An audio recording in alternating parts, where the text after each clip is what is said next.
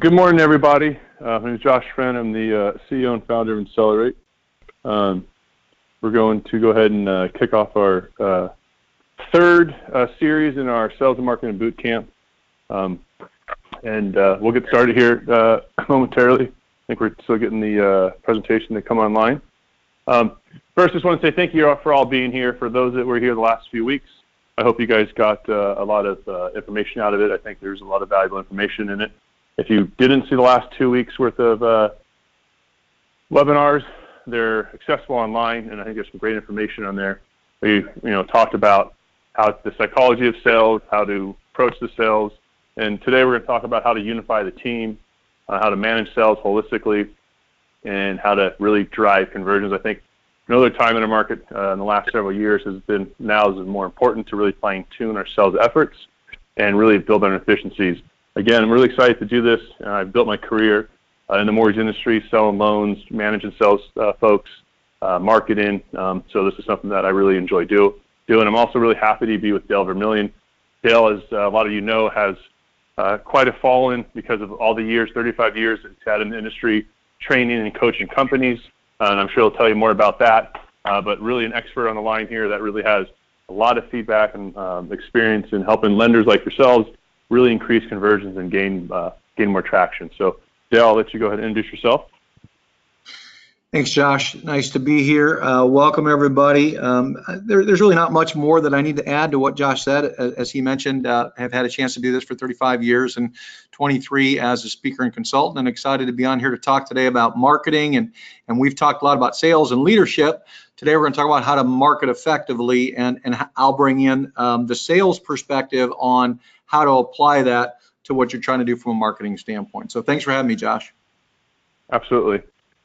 First, let's talk about really understanding the game, if you will. And we'll be using some sports analogies, or at least I will today, because it really kind of rings true to what we're doing. At the end of the day, if you're in a mortgage company and you're running a mortgage company, or you're a loan officer in a mortgage company, you're part of a team. And what you really have to do is understand, how do you unite your sales team? How do you put your sales team together? How do you put a process in place that helps them be all-stars? I liken this to playing sports. If this is a sports team, your loan officers are your running backs and your quarterbacks and your receivers and your linemen and your linebackers. They're the ones on the field playing the game. So from holistically understanding how that transaction works, what it's like to play on the field, becomes very important, not only from the marketing side, but the sales side to the tools side. I'm 41, so when I was a child, up to about 9, I think it was 9 years old, 10 years old was the first time Nike started really coming out with Air Jordans or some type of real basketball shoe. But up until that point, and you can still remember the Converse All-Star high top. That was the shoe to have. Everyone in the NBA used Converse All-Stars. Everyone at high school and when I played my rec leagues, that was the shoe to have. Because at the time, that was the best tool that they had. Today, could you imagine watching an NBA game? Everyone's out there running around in Converse All-Stars that are basically soles with very flimsy material wrapped around your foot. That wouldn't happen today because the times have changed and shoes and new technology has changed to make that basketball shoes better to improve the game. Same thing with your mortgage operations. A lot of us are operating in a environment that we are using technology that's 10, 20, 30 years old. And we're approaching the process the same way we did 30 years ago and 20 years ago. And we have to understand that has changed. The experience has changed. So what you have to do is holistically now look at this from the loan officer and borrower journey experience. A lot of lenders have made a lot of decisions in the back office. The back office has decided what tools to use. And what I would encourage lenders to do is come out of the back office and really sit down at what I would call the table of the loan officer, understand how they work their day, their transaction, what it's like to be a customer, what it's like to be the loan officer, and what's the experience you as a lender are given to your loan officers and to your customers. I would get a whiteboard. Start off step one of when a new customer comes in, however they come in, whether they email you, it's a referral, it's a lead you buy. Then from that point, you should whiteboard and show the borrower journey from start to finish. What does that look like? What would you like them to see or hear from you when they first visit you? Should they get a video? Should they get good collateral to say what a wonderful lender you are? Should you direct them to your reviews online to show them that you're a great lender and other customers have had wonderful experiences with you?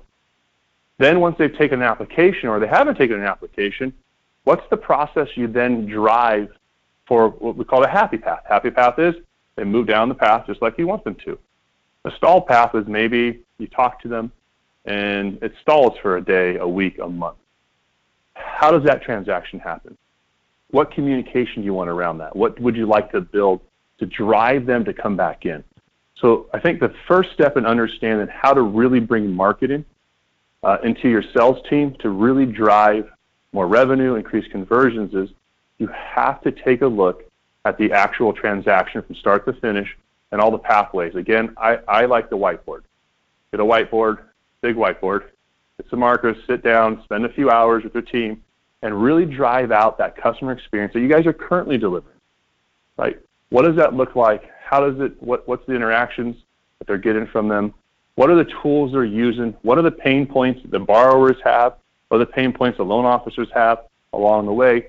And then you can attack it from how do I market better? How do I use better technology? How do I build better processes and procedures so my loan officers, when they go out on that field to play the game, they have the best equipment. You've already set up the best plays. Right? You've done your scouting reports. You know what you should be running. So your loan officer can go in there, play the game, and achieve the best results. So really understand the overall picture of the process, whiteboard it, design it, and that's what's going to help you start driving better marketing and interactions with your customers. Dale, any thoughts on that? So again, Josh, I agree with what you're talking about, that it's important to be able to drive in. One of the biggest challenges that we face today in the marketplace is having enough customers and leads that we're talking to be able to generate enough business in the marketplace. The one thing we know about rates rising is that when rates rise, leads drop a lot, depending on what kind of leads you're accessing. So we need to make sure that we are generating, marketing leads, as you talked about, that will help us to expand those opportunities with customers. And one of the things that I want to touch on is really making sure that you've determined your value prop within all of your marketing. One of the common mistakes that I find as I travel the country is we will have marketing and sales that don't work in cooperation and coordination with each other. Now, let me give you an example of this, okay? So go back to the days of the low rate market that we came out of with the refi market in the past several years.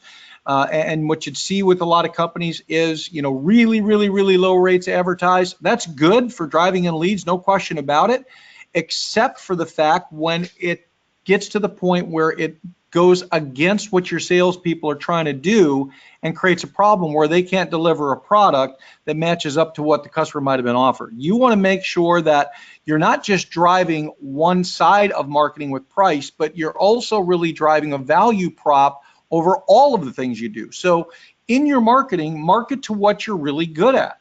Market to your strengths. So if you have diverse products, market to product diversity. If you can close loans in a specified period of time, you have access to technologies that create great efficiencies and ease for your customers. You've got benefits and doing business with you that separate you and differentiate you from other lenders. These are all things that you want to utilize within your marketing, because the key to marketing effectively, no matter what form of marketing you use, is that you want to make sure that your marketing is tied to your value proposition so that there is a continuity between the two. That way, when your customers receive your marketing and you market to them, whether that's verbal, whether that's through mail, whether that's through whatever resource you're utilizing, that when you get them on the phone, you've got a natural match between what you're telling them you can do and what you actually can deliver on the front end. It's so important to make sure that before you ever consider how your conversion rates are going to look, that you're thinking about how does my marketing drive in my leads and how does my value prop complement that marketing effort? Because then when it becomes again the icing on the cake versus the cake.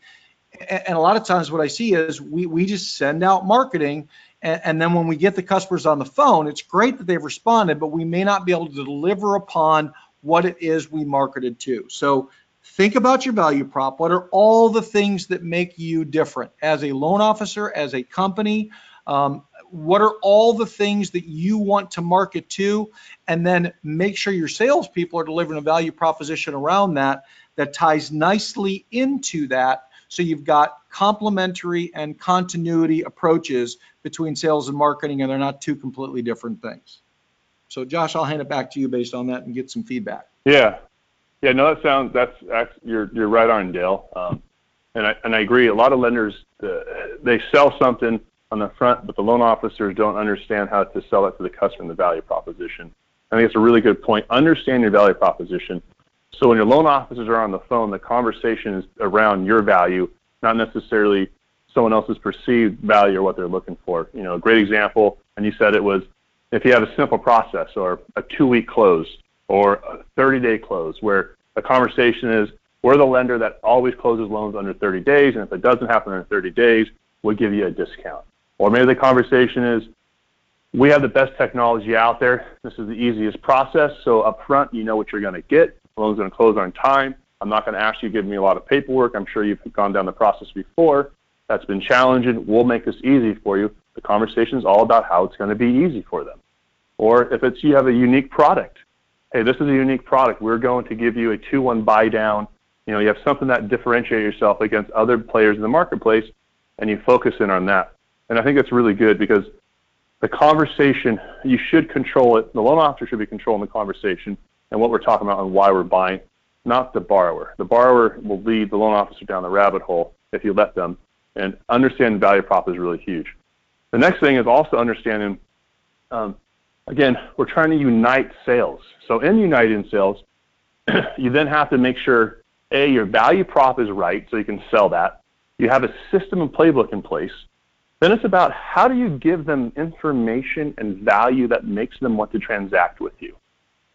And what do I mean by that? Well, if I'm a first-time home buyer, something that could be very meaningful to me could be first-time home buyer tips.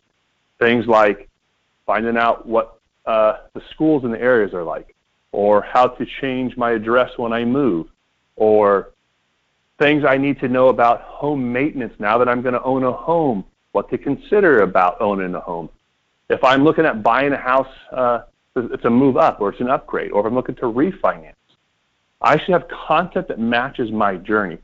We see too often lenders, and it's generally because the technology they're currently using does not allow for it. But if they have automated marketing, it's automated marketing that says something like this: hey, we're great. We do VA, FHA, conventional, USDA loans. We can help you with a purchase or a refinance. Give us a call. Well, that's a customer that you've interacted with, that you know something about. You know what product they're looking for. You know what they're asking for, but you're giving them a message that is very disconnected to the borrower journey. I'll give you an example. I recently bought a new car. I was looking for a sedan. Went to a few car dealerships, went in, gave them information, a specific car I wanted, and I said, when you have that car, let me know. I'm trying to find this car. Well, what I got emails from the 2 different dealerships about their truck. Hey, we have a great truck. It's a great discount, $2,500 incentive. Come buy the truck now. And I opened that email, and I was expecting something about what I was looking for. That car dealership had an opportunity and had my attention. One time they had my attention to look at that email. I opened the email, and it was about a truck. Not about a car, but about a truck. Lo and behold, I haven't looked at any other emails from those dealerships because they did not match my journey. If that would have come in, it would have talked about the sedan or the safety features of the sedan. I would have been engaging with that dealership. So let's not do that to our customers. Let's make sure that we have the correct message around the product they want. Then, once you get past the correct message based off the product they want, you then have to have the right message based off of where they are in the transaction. So if I call someone today and I have a conversation with you, it probably wouldn't be very good to get an email later today saying, hey, how's it going? Haven't heard from you, right? Or if you sign the application, you start the process, probably wouldn't be good to send you a drip email that says, apply for a loan now. Because those things don't match. They're disconnected. So now the customer knows that I'm getting something that's automated. It's not the loan officer. I'm not building that connection. Use a system, like Insellerate, that has very specific messaging based off of very specific spots of where they are in the loan.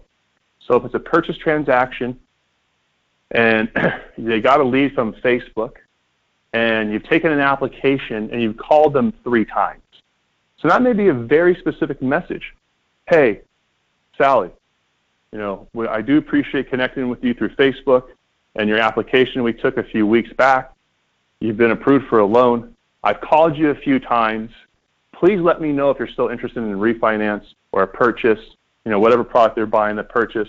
So we'd like to be able to help you. Now Sally is getting an email that fits their journey. It's about a product that she wants to buy, and it's based off of an interaction she's already had. So now it's natural in the process. So have something set up, have a system where you can set up messaging based off of product, purpose, lead source. Right, I'll give you a great example. If you're buying internet leads, we all know LendingTree, we all know Zillow, very much brand names and households. One of the tips we give lenders is when you're buying LendingTree leads or Zillow leads, make sure every time you communicate with that customer, you reference that it was from LendingTree. So they have that brand. You're still connecting them back to the initial transaction. So you need a system that can message based off of campaign, product type, product need, and specific journey, where they are specifically in the process, so the message becomes very near and dear to them, and then you're able to drive them back into the door and get them back in the business because now it's relevant and it's impactful to them. Dale, any thoughts on that? I really like the personalization piece that you talked about there, and I think that's so important. And one of the things that I want to add to that I think is critical is you really need to make sure in your emails you get to the point. There's a couple of common mistakes that I find in the email side of our business. First off, email drives way too much of the loan officer's time. Remember, your goal is not to answer your emails during the course of the day and make sure you clear your inbox out. Your goal is to sell deals. So you want to manage your emails very effectively. And one of the ways you do that is by making sure that you are brief and to the point when you send emails out. That will create a brief and to the point response in most cases. But look, there's a couple of keys here. One is people are busy today. You send an email with 7, 8, 9, 10, 12, 15 lines on it, 3 paragraphs, it's probably not going to get read in most cases. You want to try to be as succinct as you can, as powerful as you can, as to the point as you can, and very personalized, to your point a moment ago, to the situation that the borrower's in and the things that matter to them. They want answers to their questions. They don't want a lot of additional information around that. In addition to that, don't try to sell by email. I see this a lot where loan officers try to literally sell deals through email. Nobody's buying a loan through an email. I shouldn't say nobody. I'm sure there's a few that have, but it is so far and few between.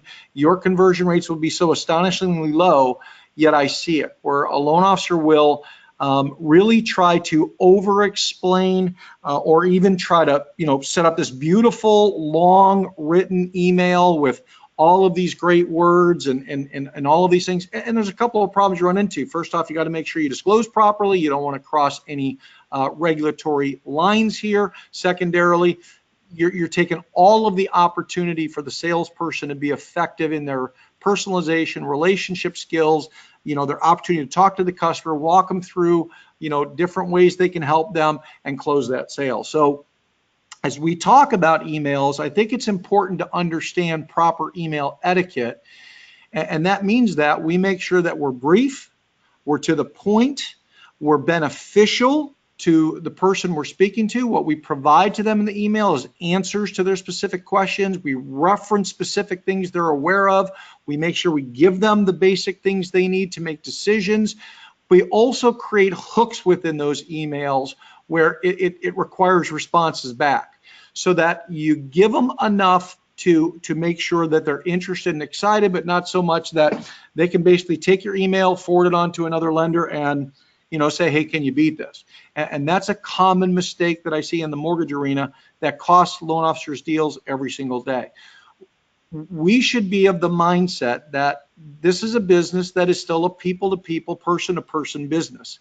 And email is an absolutely critically important part of what we do, but it is only a part of what we do. Sales still happens on a one-to-one basis, on a head-to-head, knee-to-knee, mouth-to-ear type basis, where we're really making sure that we are focusing in on helping our customers, building an opportunity for the salespeople to get involved, utilizing email for the right vantage points, and getting to the point, personalized, powerful, beneficial. You do that, you have a much more effective email campaign. Any thoughts on that at all, Josh? Yeah, no, Dale, I think first, a couple things that you pointed out that I thought was really, really strong, and we'll get into some email part, which was number one was don't sell by email. Dale, absolutely. I've seen loan officers over and over again, to your point, trying to explain benefit or trying to explain an offer or trying to sell through an email. And what you miss is you miss customer interaction. You said it, this is still a people-to-people business. So if you try to sell by email, you're not having an immediate response. You're not understanding voice tone. You don't hear excitement. You don't hear the questions they may have. You're not able to interact with them. So selling by email, you're absolutely right. That is definitely not what you want to do. Again, this is, for the average American consumer, a mortgage is the largest financial transaction they'll ever take in their entire life. Right? So take a look at the average American consumer. If you're a loan officer, think about the average customer you sell to, their average value of their home across America. I think it's in the 250 range now, 220 range. They have, $175,000 on a loan amount. They make $65,000 combined household income. So when they're transacting on something, they're borrowing $175,000. That's definitely a people-to-people business. They want to talk to somebody. I like being brief, to the point, plain text. One things that we say is, it's good to have graphics and video. Those are nice brand build-in things. But Dale, to your point, to get to the point, have plain text can elicit a lot more responses because it is to the point. It's easy to read, it's easy to understand, and it's easy to respond back to. So I really like the don't sell by email. Understand it's a people-to-people business, and give people something that's easy to understand and read and respond to. Once you have those things down, you put the process in place, you look from the borrower journey from the very beginning, you make sure you have the right tools, you've whiteboarded the experience that you want to have, you've then built content that fits the process that you're selling. The next thing is, do you know what works? Right? Do we understand what emails drive the behaviors we want? And once we understand what works, do we know how to give and do more of it? And that's really important. A lot of lenders don't look at what works and what doesn't work. Right? Sticking to the sports analogies, stats. If you play professional sports, if you're in professional sports, they're taking stats. They're understanding if you're baseball, at-bats, your batting average, your error rate, all those things. I mean, a lot of us have seen the movie Moneyball. Moneyball was a true story about a team who, at the end of the day, just used mathematical stats of what works. How much do you pay for how many base hits every single year? And built a team based off of stats. And those stats did very well for them, right? Won championships. They've done amazing by just using stats to drive their business. Same thing as a lender is, do you understand what stats work for you? Do you have the ability to track a marketing campaign? Do you have the ability to track an email campaign? And the reality is most lenders do not have that ability because they don't have a CRM system that is able to track it. They don't have a CRM system that integrates to the LOS. So once the data goes into the LOS, you lose action to the transaction as far as what's going on. So now all your marketing reporting is dependent on someone having to run manual reports. At the end of the day, lenders, by and large, don't understand what's driving their business. And you need to understand what's driving your business. It's very important. Having a platform that shows things like open rate, bounce rate, click rate, unsubscribe rate, those are going to give you tools. So if you use Insellerate, all your emails that go out, you're going to be able to see who opens what gets unsubscribed, what bounces, what gets clicked on, what gets viewed. And then once you start understanding what customers are engaging with, then you can build more of that to give them more of that, right? So you can drive them down the path they want. So first, understand holistically what works with your borrowers, what is getting your responses, where you're getting information from, what's driving the behaviors you want is really important. So understand those stats. What drives call 1, 2, 3, application, disclosure sent, disclosures back. All those touch points have a communication strategy that if you matched it up, you have 70 to 80% of your loans typically fall within the same communication pattern. So if you're able to unwrap that communication pattern, put the right message to it, put it into action, automate that process, then track that process, see what drives behavior so you can constantly tweak the messaging. That's going to drive more sales. And then when your customers interact with you, because you're going to have customers that are going to, if you give them value, they're going to want more from you. So if you have first-time home buyer tips that you send out as a campaign, or repair your credit, or how to save for college, or how to use your home equity to remodel your house, all those different types of campaigns, when you have customers that interact with that data, give them more of that. Because if they're looking at it, they're reading it, they're downloading it, you're building something with them. The psychology of it is you're giving them more and more value. Right? You're differentiating yourself as a lender by driving more value to them. So give them more, whether that's more follow-up emails, or if that's simply having a link on your email that says, use our resource center to get more information to help you in your home purchase. And then there, you drive them to a landing page that has more information they can download, more tips, again, giving value to them. Build yourself. Last week, we talked about being a trusted advisor. That's going to help you build that trusted advisor spot, because now you're giving them more information that's relevant to them and it's driving the behaviors you want. Dale, give that back over to you. Well, I just want to compliment what you said by saying this. I think this kind of wraps into that, and that is play to your strengths. It's very important, again, we touched on this earlier, that all of your marketing efforts have to complement and not conflict to what it is you are good at. And we talked about a value proposition earlier, and your value proposition is what is the value you create to your customers. But it's not just value you want to talk about, but all of the strengths that you have within your organization. And how do those things work? So that includes your credentials, things like your experience. When you market and when you talk to your customers, do you leverage the experience of your company, of your team? Do you talk about those things that would establish credibility with your client base? Those are some of your strengths. What about your uniqueness, the things that you are competitively unique in, niche products, niche approaches, niche technologies, things that you have that offer your customers strengths over your competition? How about your service? What does your service strengths look like? And that it can include things like turn times, ease and efficiency. The bottom line of all of what we're talking about, I think today, is this. As we talk about marketing to your customers, is that you really need to first, before you move into that, understand your customers and understand what is your position within the marketplace that makes you unique, that makes you powerful, that makes you effective and successful, and that brings some value add to that customer. And then make sure you play to that. And I see this, I have clients that I work with who are very strong, for example, operationally. and they really play to that strength. So they put a lot of their emphasis on the operation side, on the turn times. I have clients who are very strong technologically. They play to that strength. I have clients who are very strong from a sales standpoint. They play to that strength. I have clients who are very strong from a product standpoint. They play to that strength, or a name recognition or experience standpoint.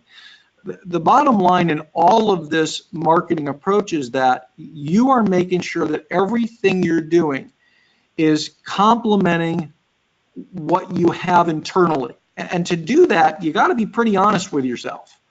And sometimes that's difficult to do. You got to do an evaluation of your sales team, an evaluation of your operations, an evaluation. And, you know, it's that old saying we've heard a million times, don't overpromise and underdeliver. Be careful about that so that when you're marketing, you're not promising something you can't deliver at the sales level or at the operational level. Now, we know things are going to go wrong, and you know you're going to have, even if you have an average turn time of X, you're going to have deals where it's going to take longer, because that just happens. That's just part of good communication in sales. I think we talked about that on the very first webinar, and how to be better communicators and making sure that you're really selling effectively. But at the end of the day, for me, it all comes back to this one point, and that is when I build out my marketing campaigns, I'm thinking around every single powerful aspect of my organization, from people to products to process, and then taking those three things, combining them with what other factors I have that really speak to my organization, that really speak to my competitive differentiation, and then build all of my marketing so that it really feeds into that.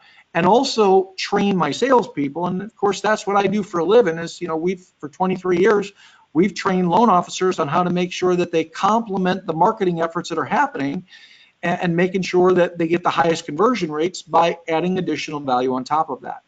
If you play to your strengths, you're going to see a better return, a higher conversion rate, and most importantly, a better closing rate on the leads that you create. And for all of us on this call, that's the end game, and that's what these webinars should be dedicated to. Absolutely, Dale. I think I'm writing my own internal notes so I can use that with other clients. Which is, I think you summed it up as the end there, which was start with playing to your strengths, right? So you have to understand what those strengths are. I think you're right. Companies need to give themselves an honest evaluation of what their strengths can be, and play to those strengths. If you build the process, so first your value prop, play to your strengths, then you understand what you're selling, why you can sell more, better, faster than your competitor. Then you, again, guys, whiteboard this process.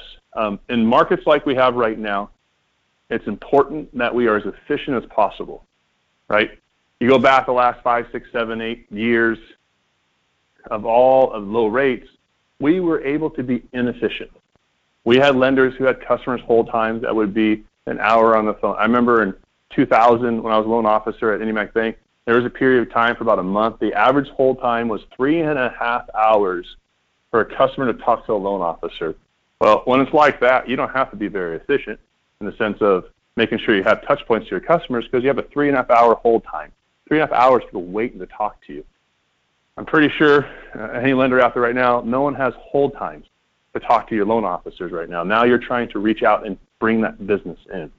So it's very important in markets like this. And we see companies all the time, when markets contract, actually grow rapidly and take market share, because they're the ones that do the right things, put the right things in process. Very, very important. Build your process. Have the technology that can back up your process and can automate your process. Play to your strengths. And then I would recommend sales training. Sales training, sales training, sales training. At the end of the day, they're your frontline folks. Have sales training. Have Dale come in. I've had Dale in past mortgage companies work with our loan officers. It was an amazing lift we got from that. Have that as a culture, the sales culture. Understand the transaction. Lay out the transaction from start to finish. Reinforce the transaction with the right messaging. Automate that with the right technology. And then refine your results. Train your staff. And then you just go back, start at point one again, and you just drive efficiencies. It's a continual process. We all should look at this as a continual process. It's not static, it changes. So we have to constantly be readdressing what we're doing in the marketplace. Everyone, I think we have some questions. Jamie, if we have some questions, I'll let you go ahead and chime them off, and we'll answer any questions that you have. Again, also, all these webinars are available. You can get information from us. Also, feel free to reach out to Dale for training or for Insellerate to find out more about our product. But Jamie, over to you. Great. So if anyone has any questions, feel free to drop them into the questions box. But to get things rolling, maybe Josh or Dale can start off with a question that you guys get often. Dale, you want to take that one? I think from a marketing standpoint, probably just the most common question that I get is, when are you over marketing and when are you under marketing? And I'm a believer that a loan officer does not need 20 leads a day, 15 leads a day. You're just burning dollars when you do that. Typically what I will find is, and it depends of course on, how many of the leads you get qualify, but I've found that if you're getting your loan officers anywhere from a minimum of 4 to a maximum of 7 leads a day, you're in a pretty good sweet spot where you're not spending a ton of money on marketing costs, but you're still getting enough to get them opportunities. And it depends. I mean, that's a number that's based on, again, good quality leads that you can convert because you want to make sure they're getting at least that one sale a day. But that's a common question that I get because I'll see sometimes where literally we're getting loan officers so many leads in a day they can't even get to them and they just burn right through them. So just think about the flow of your day, the flow of your salespeople, how much marketing leads they need to be effective and close the number of loans you're looking for, and then that's a good gauge of where you ought to be. We get that question often as well, which is just to that point as lead flow. And then the next thing we get that kind of goes off with that is how often should you be communicating with your database? How many emails is too many emails? And what we have found is if it's in a transaction and you're working the transaction and they're engaged with you, as long as they're relevant communications, like, hey, I sent you the disclosures, I haven't gotten them back from you, and it's specific to the transaction, you can email them, automate that fits with the transaction. If you're looking at a marketing campaign and you're pushing out video, newsletters, those types of things, once a week is probably the maximum you would go. What we've seen is twice a month seems to be a decent reach point. If you oversaturate people with what I'm going to say advertisement marketing, which is we're a great lender, look at our pretty pictures, you can't do that too often because you're going to push your customers away. But if it's transactional, if the customer you're currently dealing with and it's about something specific to their transaction, then it's just a normal part of the communication. You can communicate with them as much as needed to get the actual transaction done. Okay, we have a question, and it is from someone who's interested in building a network of real estate agents, and they're asking if the processes that you guys just went through work to manage a network of real estate agents. So I'll take that one, Arn, Dale, and then you can, if you have anything input after that, you can shoot. But the answer is yes. It's the same thing. We call it business to business or business to consumer, and we look at things and transactions and we think they're different. There are some differentiators between them, but at the end of the day, we're still selling person to person. So communicating and having a strategy that keeps you in front of your real estate agents is important. Now, what I would say on a real estate agent standpoint, you absolutely need to be very specific with your value proposition to the real estate agent, so they understand why they should refer someone to you. And most real estate agents, what they really care about is this loan going to close on time? Is it going to cause me any headache? I'm not saying they don't care about price to their customers. I'm sure they want the customers to get the best deal. But most people will pay for service, meaning the messaging that they're really wanting to know is how easy is this transaction going to be for me? Or how are you going to give me some value that I don't currently have? So you have to have a value proposition. that tells real estate agents of why they should send you business. If it's just, we do great loans, that's not specific enough. It needs to be our technology, our point of sale solution, our automated marketing that will keep you in the loop and update you what's going on. You know, our tools we use, the fact that we close loans in less than 30 days, or the fact that 99% of all of our purchase transactions close on time. Whatever that is, that's pertinent to the real estate agent, that's the message you want to send them.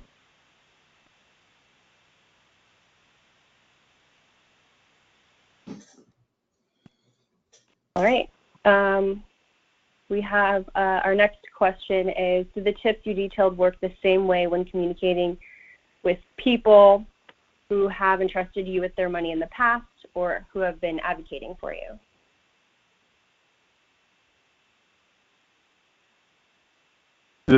I think the question, Jamie, was, I think it's does it work the same way? Your current customers, yeah. Does it work the same way with your current customers? Absolutely. Your current customers want value. There's no differentiator. Now, I definitely would, if it's a current customer, you would have a different message and track. You could repurpose and use a lot of the same content you send them. And your messaging strategy might be slightly different because they're a servicing customer or a current client of yours or a past client of yours. They're definitely going to want to make it more personalized to them to elicit the fact that you closed a loan for them previously.